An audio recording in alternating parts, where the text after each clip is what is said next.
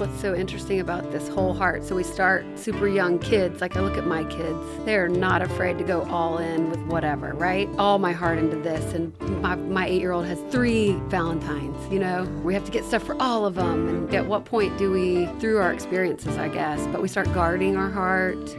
We start closing doors in our heart. As I thought through, what does this mean to me? Or how can I relate to this story? To me, it is, when life throws a challenge at you, one thing is certain: to find a resolution for every issue, every problem, for everybody, there's more than one way.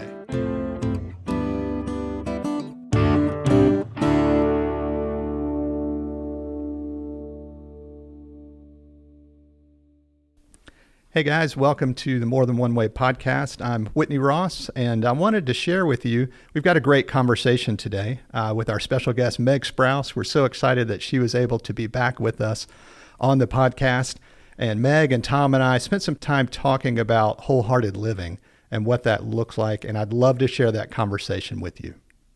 when you asked me to come back today, I think you wanted to talk about what? I just said yes. It's like wholehearted living is what Wholehearted. we say. Yeah. Open. I think I read it as open-hearted. That's cool. Yeah, That works. Which is cool. Yeah, same thing. But I just said yes. I figured I'm a big fan. So I was like, yes. Well, thanks for doing that. Yeah, we're glad you're here. I'm back. Thank you for doing it. Yeah, try not to cry today. Living with an open heart is a hard task. Yeah, it's risky. I think it's risky, and I think the people that you see that do it or that try to do it, because I think that's probably more likely for everyone else, are really brave. Yeah.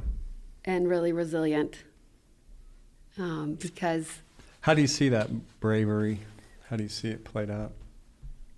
I mean, it's like you just get beat up a little bit more. Yeah. You're a little worse for the wear, but you're a little wiser and you're a little more compassionate Yeah. and you're a little more grounded Yeah.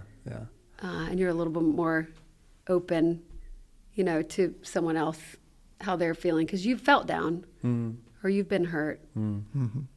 It's like Whitney told a story about the UT basketball team. Yeah, just, it was March Madness is interesting because you don't think of vulnerability in sports. But what's interesting in March Madness is they interview the losing teams. They don't normally do that in other sports. And those guys are crying, talking about the bond they have with each other, with the coach, what it meant to them to be out there and give everything. And, so they're playing wide open, but knowing somebody loses, when that happens. And I just thought that was an interesting example to see these, 19, 20-year-old guys up there just like, this meant everything to me. Yeah. And I actually caught some of the clips of that, like Josiah Jordan James, Triple J. Yeah. He was asked about the loss, but it was so interesting. These guys are all in, right? Yeah. They're my like gosh. you said, they're all in. They're all in on the team. Yep. They've bought into the culture, everything. So when he said it's gonna be very difficult for me to express how I feel about this loss, but he said it'll be more difficult for me to express, and I'm paraphrasing him, how I feel about losing this team and moving forward without this group of guys. Yeah. And so I think that is, I think that's pretty incredible. Yeah, and I think that's a really good public example of what can happen when you live with a whole heart. Yeah. Your heart, when you're putting it all out there. It's all out. I put it all out there on the line, and it didn't go exactly the way I hoped it would go. Yeah. And the pain, that's why I think sometimes, I know for myself, I think I don't want that pain, so I might cover it over. When I was younger, I might cover it over by, well, I won't try my hardest, because then I'll know, hey, if it doesn't work out, then I've got that to fall back on. It's just, when I have tried my hardest and it hasn't worked out, it's excruciating. Yeah. But that's part of the deal. That's part of the vulnerability side of living with a, as you say, open heart or whole heart, however you want to put it. Yeah. Yeah. So like I said, this whole wholehearted, open-hearted stuff came from my reading of Jeremiah, where God says to Jeremiah, I'm not going to, now you've had these external rules and you've had this external covenant that has mediated our relationship as a people for a long time, but now I'm going to write it on your heart.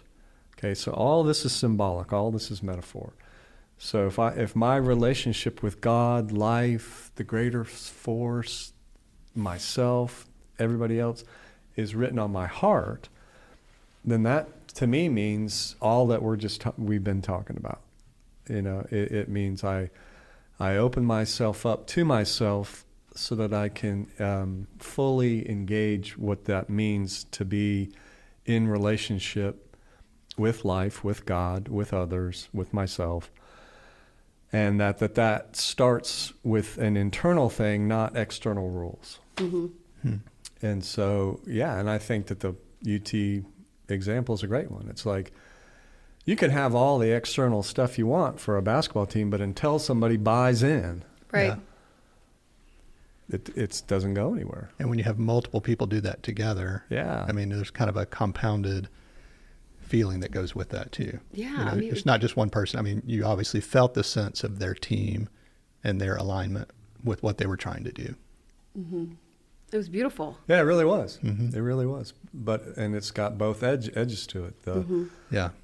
The joy when you win, and then the pain and the heartache when you've given it your all and it just wasn't quite enough. And it's interesting, even as a fan, you can observe somebody else going through that and feel those emotions too. Yeah. You feel that joy and you see there and feel their pain, which I think that's one of the really interesting things about sports is just it has this weird connection for some people. Just, I know for myself, the way I get invested in it, it's too much at times. And I recognize that. I'm just like, why are you so upset? This was a game, but it, I don't know. It's just, there's something that connects with me in that. Because you've been there before, you think, or you maybe. I mean, never at that level, but right. Maybe that's what it is, or just recognizing that feeling of wanting something and working so hard for it and getting so close, right? And then it not happening. I think that's what's so interesting about this is like this whole heart. So we start super young kids. Like I look at my kids. They're not afraid to go all in with whatever, right? Mm-hmm. And all my heart into this. And my 8-year-old has 3 Valentines, maybe 4. We have to get stuff for all of them. And it's the greatest day ever. And then you slowly, at what point do we start through our experiences, I guess, but we start guarding our heart. Mm-hmm. We start closing doors in our heart. Like you said, you learned at some point that experience of loss after really working very hard, and so like you can relate, and that's something that's stuck with you. But so as I thought through, what does this mean to me, or how can I relate to this story? To me, it is about being able to understand where I'm putting those barriers up. So instead of thinking, I'm going to live with an open heart today. Yeah. I'm going to live wide open. Right. Where is my bias? Where are my barriers? Where am I blocking? And to try, instead of acting towards an open heart, where am I closing off? And being more present about the reverse. Does that make sense? Yeah. So during my day, where am I closing? Or what past things am I recognizing in myself that are not making me open to whatever the experience or the person or the story or whatever it is. Yeah. And I don't have an answer. Yeah. Sometimes it's hard to find that. It is. Yeah. And like I said, to me, this one, everything about spirituality is individual. And that's part of what I love about it. We're each in our own place. Everybody's at where they are. But this one even more so. Because it's how do you find out what's on your heart, metaphorically speaking? How do you discover that? The thing that Brene Brown does is give us some guideposts, and I know Whitney's going to put that in the. Yeah, we'll have a link for that resource. It's a great tool, just with some of the research she's done about different ways or things you can recognize that help you uncover that. Yeah, so they're helpful. They're helpful tools, they're helpful guideposts, but they're not hard and fast rules No. that everybody is supposed to just lock into and follow. That, And it's you going know, to look very different for each person. That's the thing about this one. To me, it's going to look very different for each person. You know, what it means to be authentic is what it means to be authentic to yourself, to you.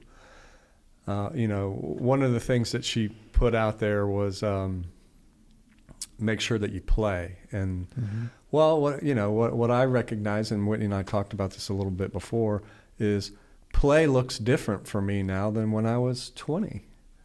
You know, and I have some cultural things in my mind sometimes, like, okay, so she says a good thing to do in order to have a wholehearted life is not to forget to play, and that means I'm supposed to go party.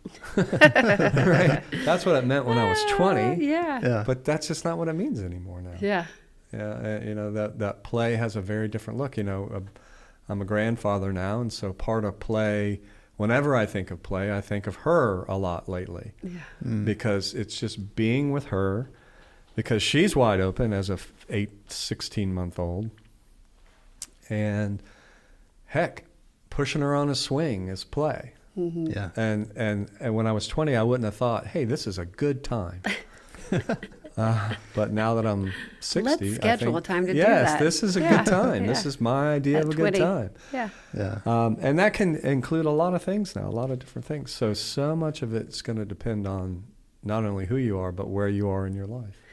And I thought, as I thought through this initially, I was thinking that it is so much about turning off our mind and opening our heart. And that is maybe a week. That's what I was thinking about this. We have to maybe silence our mind. And then as I thought through it more, I think we just have to retrain our mind because we have to have that in our process to open our heart or to have a whole heart. And part of that is play. I mean, those are the tools. Whatever the technique, whether it's burning sage or, you know, walking outside or playing or whatever she offers, to me, that's what's going to be the vehicle for change. And so if you're feeling stuck, I don't even know what I would do if I could play. I need to try that. Like, what is play? What is play? That's a great question. I'm a mom. What is that? What does that look like? I see my kids. It's like Fortnite. I don't want to do that. You know. But I think I think this is so interesting to me because this, in its essence, is where spirituality lies to me in the heart. It, like I was saying, you have to turn off the mind. I think that if you're a rule follower like me, it's very easy to get set on where you're supposed to be and what you're supposed to be doing. And I don't know why I'm a rule follower. That's just how I operate. And I like to stay on track. But so these things I have to really work at, right? To how to be open and how to turn some of those rules off or create new rules. Maybe it would be better for me. Right. So I just think that part of this has to be an experience like play or deep breathing or whatever it is that you can do that will turn off your mind or turn it on in a different way. And that somehow or another that'll help with the wholeness of living, because we can spend so much of our life, I think, up in our heads, thinking about things, pondering things, trying to make sure certain outcomes happen, and all that's fine to a point. But when this kind of stuff comes in and says, well, don't forget about this side of your life, you know, your heart, which for me means, you know, way more than emotion and feelings. Right. It means a more full encounter with life. So I'm not just thinking about life, I'm really engaging it however I'm engaging it. Once again, it doesn't have to be a big thing. One of my working through my minds is trying to get past if it's wholehearted living, that means I'm flying all over the world all the time. You know, Lifestyles of the Rich and Famous, for those of you who remember that show back in the Robin Leach 1970s or whenever that was. They always had great Champagne yachts. wishes. Robin Leach. It's like that's wholehearted living. You have to live like that. And it's like, well, where'd that come from in my brain? You know, get that Robin Leach voice out of my brain. And it's like, no. And when I do get past all that, once again, I recognize usually it's very simple things. It's very daily, simple things that open my heart, that help me engage life and experience it where I am. And it could be something like a walk, or it could be something like playing catch with a kid. Not your. Sometimes when it's your own kid, it's hard. He's pointing at me, not my kids. Someone else. No, I'd gladly I would love to play catch with someone else's kid. You would have to go find somebody else. And Other for people's- whatever reason, Yeah. there's so much electricity in parents and children. Yeah. It's a whole nother thing. It is. So, but it's, once again, it comes back to the person. Yeah. Hey, go back to that point about the electricity between parents and children. Yeah. Because I think that, to me, when I think about like going through the process of your heart being whole, you have these just like foundational experiences in your life. And if you're really looking inward to try and figure out what your heart's about, when you have kids, it's like whether you heard my Easter story about how terrible they were during the service or not, you love them, and it opens or fills, or your heart just grows, right? Yeah. And it's this funny experience that you have that energy between the two or three, or as many kids as you have. But and it's so interesting to me, and I was thinking through this. Each kid, I have 3 boys, so each child, I was like, oh my gosh, can my heart love the second one? You know, when you have your second child, and you're like, will I love this one as much? Yes. Yeah. I mean, it's so wild. Yeah. So when I was thinking through how full our heart can be, there's no limit to how much we can love. If I kept having kids, which we're not going to, Stuart, but if I did, I would love them as equal too. I mean, I just think that, to me, this is the concept that I've been thinking about for the past few weeks that's blowing my mind a little bit, is that I have an endless capacity to love. Yeah. It is not measurable. Yeah. It is abundant. And that's why I talk about, this is the root of the spirituality aspect for me, because Jesus was there to show us how to love, and to show us that during a time when there were a lot of rules on how to act and what was correct, he came in and said, hey, y'all, love everybody. Yeah. And that's his accent, I think. Yeah. But to me, that's, this is the greatest example that I can share, because like you said, it's such an individual thing to try and, conceptually wrap my mind around what it means to be wholehearted. But the thought that you have the capacity to love infinity is a little much for me to handle, but is so amazing. Yeah. I love that. I think about our brain part of it. Thom, you were talking about how simple it can be. And I think our brain likes to overcomplicate things. So when we're too much in our head, I know for me, I start thinking of systems and lists and, just all these different frameworks, when sometimes it's just not that at all. The heart's something that's just so different. And the idea of it being, as the passage in Jeremiah mentioned, written on our hearts, it's in linking to what you're talking about with that love to be discovered. It really speaks to me of something to be uncovered that exists, some kind of seed or essence that's been planted in my life that's there. I just have to find it. When the thing that this brought up, you had mentioned that it brought up for you thinking about barriers. For me, it brings up thinking about hiding and places where I haven't brought my whole self, where I've hidden part of me away, and just why and what that looks like. And, the whole phrase half-hearted instead of wholehearted, I think about that so many times when I look at things or I catch myself in that position and I'm like, I'm not fully here. Or there's something that's tamping down my courage in that situation.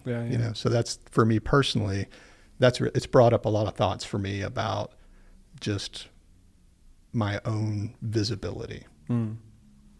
Yeah, I mean, to me, connect the two things you guys are talking about for me is, so we have this infinite capacity to love, because there is a energy that we call love that we're a part of. And that, in a sense, the way you could put it, in the way spiritual tradition, especially the Christian tradition, put it, is because that's how much you're loved. So if you can see yourself in those eyes, and one of the things that Stephen, the guy who we had on a few weeks ago, talked about in order to help with this, I thought was very helpful. It's like imagining the way that you look at your newborn child and trying to turn that on yourself and see yourself that way. Or if you haven't had a child, imagining a pet, and imagining if you can't see the pet through that kind of just pure adoration, imagining the way that the pet looks at you, because they have a really high tolerance for us.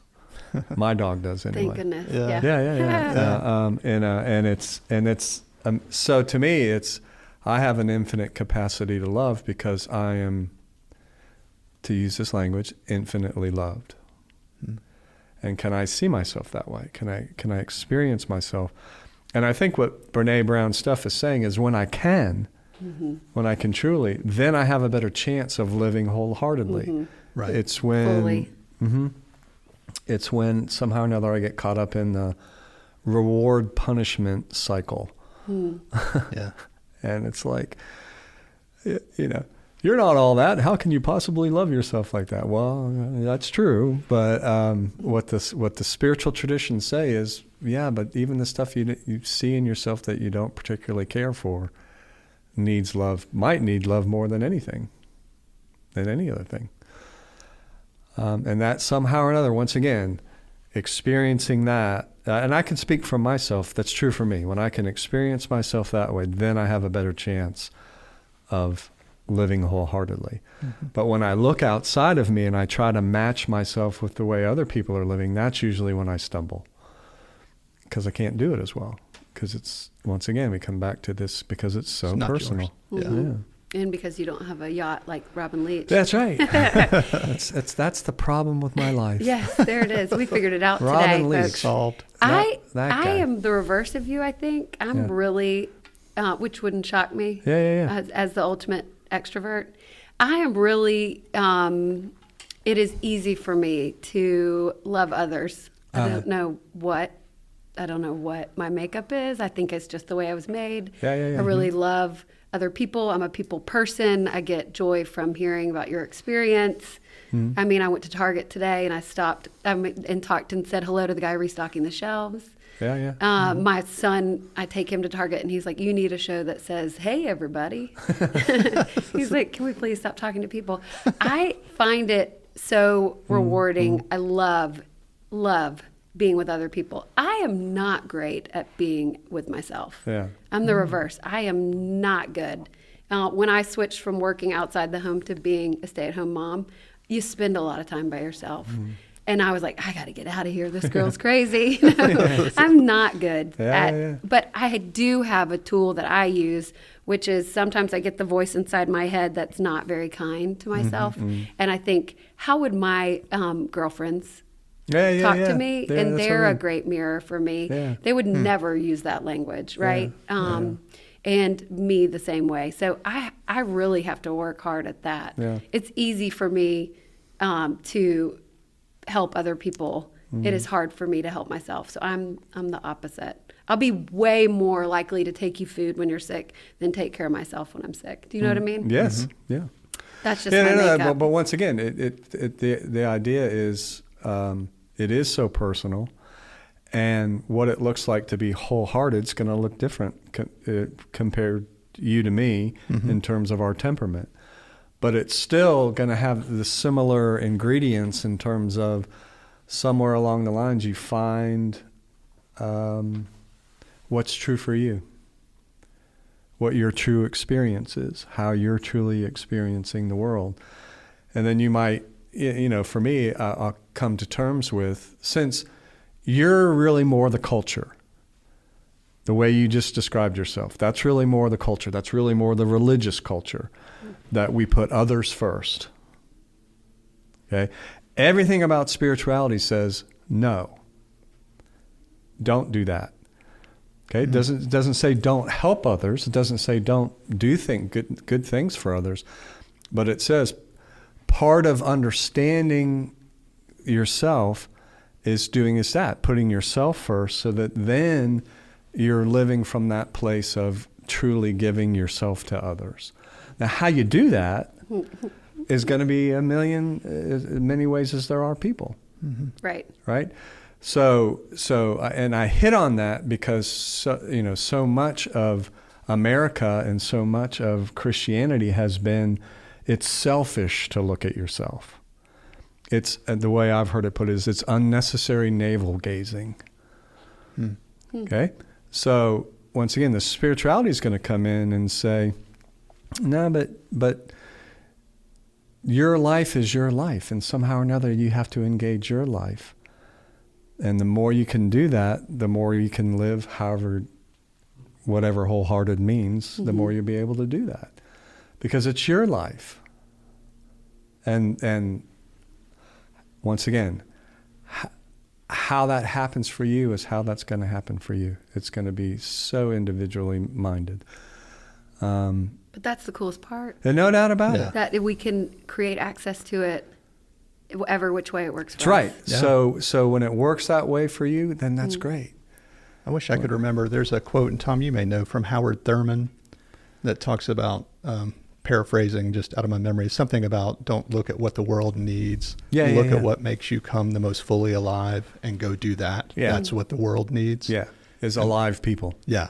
Right. And that's what makes me think of right. the wholehearted, fully alive kind of thing. Yeah, that's it. Rather than, once again, because what the world needs oftentimes can fall into just as simple as what a culture says. Mm-hmm. And then once again, that's not bad. Mm-hmm. But it's not getting at this. And what Howard Thurman's talking about is getting at this. What the world really needs is for Whitney to be Whitney, for Meg to be Meg, and for Thom to be Thom, and for us to live out of that. And to not compare, and to not say, if only. Mm-hmm. Well, no, we're going to do that. But when we do that, we catch ourselves on that, right? And say, okay, Meg's this way, Thom's this way, neither's better, right? Yeah. Where do you come fully alive? That's a great one. And one of the stories that strikes me about what we're talking about, once again, it's a very simple story.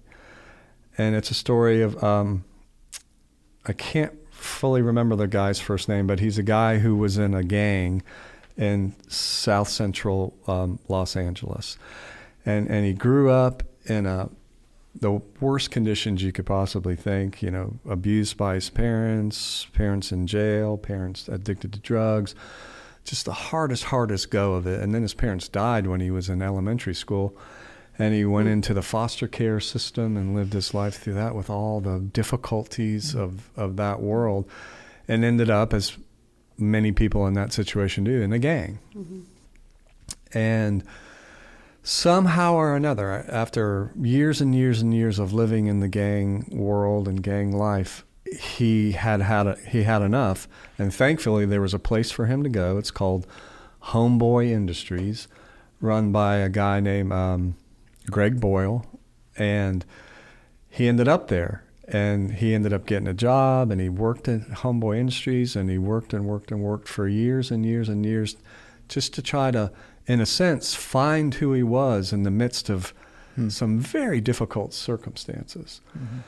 Well, he worked so well that he ended up being able to afford a little apartment, and he lived alone and really loved his life. And one New Year's Eve, he called Greg Boyle just to wish him a Happy New Year. And Greg, knowing his story and knowing what he'd gone through, said, hey, I've been thinking about you, and I was just wondering, what did you do for Christmas since your family's all gone? And he said, I was just here at my apartment. And he said, oh, no, you spent Christmas all alone? He said, no, I wasn't alone. He said, I invited 5 other guys, former gang members who are now his friends, who work with him.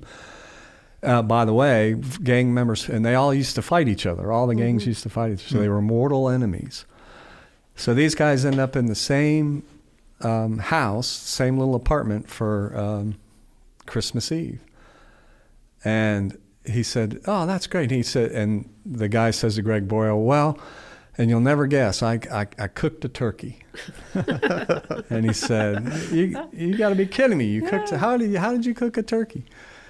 He said, "I threw some lemons and I threw some pepper and salt and I put some other stuff on it, and it was great. It was, it was ideal." And he said, and then we put it in the oven, and he said, and I tell you what, at one point, all 5 of us were sitting there in that teeny kitchen, just staring at the oven, waiting for that turkey.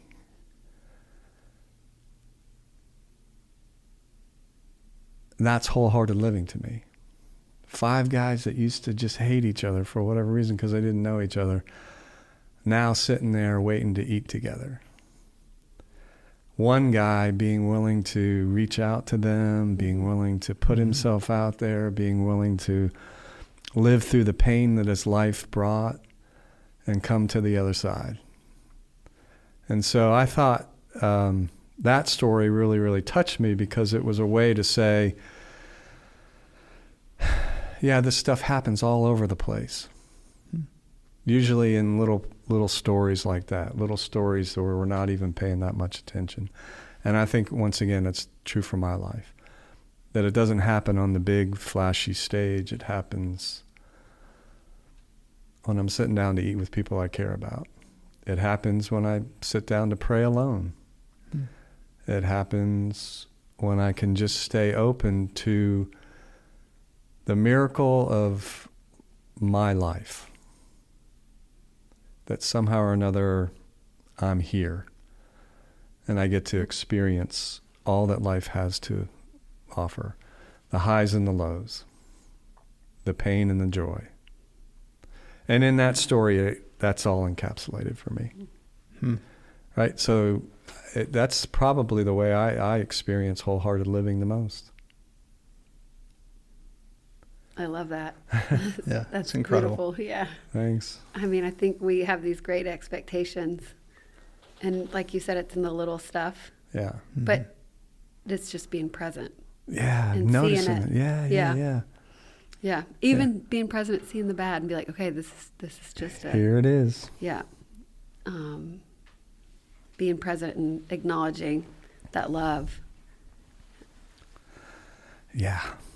I have a story as well. It's just kind of a simple story, but it was one of those where I kind of got surprised and wrapped up in one of those moments that I wasn't expecting. I like to go to movies, and I tend to go at times when there are not a lot of people there, just because there's something for me about sitting in an empty theater watching a movie that I just love, being surrounded by the story, and I can just get totally immersed in it. And so I'd planned to do that and went to the theater. And when I got there was a massive line to get popcorn. And I was just like, oh man, all these people have to wait in this line. I wanted to get popcorn, and the line was taking forever. I was just like, what is happening? And people weren't paying attention, and I was like, you're the next person, go on, just had my whole agenda. It's like, I'm going to miss the previews. I love the previews. And then I realized there's one person at the front of the line that was taking everybody's orders and paying for everybody. And I was like, well, that's really inefficient. That was my first thought. And I was like, oh, that's kind of cool. And I was kind of watching what was going on. And then I realized that 2 of the people next to me were signing to each other. And it was a group that was there of hearing impaired people that had come to the movie. And the person who brought them was making sure they had their orders and that kind of stuff. And then I was like, boy, I feel terrible. Yeah, you're like, hurry up. And then I was like, but they came to the movie. I was like, what is that going to look like? That's really interesting. Mm-hmm. So I went into the theater and I sat down, and it was completely empty. And I was like, oh, this is perfect. This is what I love. So I sat down in my seat, and then that whole crowd from the concession stand came into the theater. And there were so many that there wasn't an empty seat. And so I had people on either side of me, and I was just kind of like, oh my goodness, and I was like, so what's this going to be like for them to be in a movie that they can't hear? And so the movie starts, and there were subtitles on the screen, which I've never seen before. And I was just like, okay, that's really cool, And so they're paying attention, watching what's going on, engaged. And the movie was a Marvel movie called The Eternals, which was not that great of a movie. But one of the main heroes in that movie is hearing impaired. And I didn't know this. And when that character comes on the screen and signs, the place erupted. Wow. It erupted with the idea that they were on screen. That's so awesome. And it was like just the noise that they were making, just the intensity, and I was just right there in the middle of it when my full intention was that I had gone there to be alone and observe it in my way. And instead I got to experience this thing that was just like, it was a holy moment for me, and I was just like, man, the whole way through it, I'm like, what is this? I don't want this. I had a plan, and then it was just like, oh my goodness, this was something totally different. That's a gift. And it was just like, how did that shift? How did you feel the shift? And that one was so interesting because I was fully surrounded by it, just because there were people. I could feel the physical reaction to the people's joy in seeing themselves on screen. So you could feel what they were feeling on some level. And it made me think about, man, how many of those moments am I missing because of having my blinders on or having my heart guarded or just not paying attention, or thinking it has to happen in a certain way. Yeah. Good question. Oh, that's awesome. That's a great story and a cool experience. Yeah. It's hard to go back from that stuff, I think, or Thom, we talked about this the other day. Once you have like a great big experience or you're moved so much in some way, you look at things so differently. And I think you wander back to your, I guess, still middle line. But it's so fun to be in that space where you're just seeing things from a different view. Yeah. And I think that's part of this. Yeah, that's part of what I hear when you use the term open-hearted. Yeah. Right? Because you could have easily have just stayed closed down. Yeah. But something, that's why I was interested in the shift, because something helped shift it. Yeah, it was incredible. I think that's part of this, though, that open heart or whole heart. And that's something I've been trying to do, and maybe people can do this too. That, and maybe y'all can do and share with me. But think about when you feel the most wholehearted or most open-hearted, and then recognize that. I think that's just step one, right? Yeah. What is it during the day that is making me feel, or how can I recreate that? Or, but don't put too many rules on it, right? Because you're a beautiful movie experience. But where are you? What are you doing? What are you feeling? How does your heart feel? Yeah. What is going on in that moment? And then try and live in that place, right? Yeah. So I think that's one of the things that I've been doing. It's very interesting. That's lovely. Do you find it surprising at times? I do. It's like What Thom it is? said, it's not the big fireworks moments. It's just stepping outside and noticing how pretty the clouds were when I walked in here. Yeah. Or taking a deep breath. Or there's this little great pho place in Knoxville, Beta Saigon. Like eating the warm soup. Oh, yeah. I mean, it's little tiny things, which is cool because those big wonderful moments, having a child or getting married or I don't know, whatever those tend Big to be. things. They don't happen but a few times in your life. Yeah. But you can eat Beta Saigon every day but Tuesday. Because they're not open on Tuesday. All right. Well, it's good to know. But so to me it's so simple. Yeah. But so hard to do, but so available. Maybe Yeah. is the better way. And it's abundant. I agree, Meg. I think that's a great place to kind of wrap things up for this conversation, just with that feeling of abundance in the air, and just that being something that we can all hopefully tap into. And we love that you spend your time with us here today, and we'll have resources for you in the show links. We'll have the information from Brene Brown. We'll have the hours for Beta Saigon, so you can know when to pick that up in a timely fashion. All kinds of things there for you to enjoy. But we love that you spent the time with us. And as always, we'd love for you to reach out to us if there's something on your mind, or if this brings something up for you that you'd like to share. We'd always love to hear that. Thanks so much for joining us, and we'll see you next time. Thank you for listening to this episode of the More Than One Way podcast, brought to you by the Center for Spiritual Practice in Knoxville, Tennessee. We really appreciate your time and would love to hear your feedback. You can reach us by emailing hello@morethanonewaypod.com, or you can connect with us on social media using the handle @morethanonewaypod. If you found this episode helpful, we hope that you'll share it with your friends, with your family, with people you work with all the people who you know. Thank you and take care.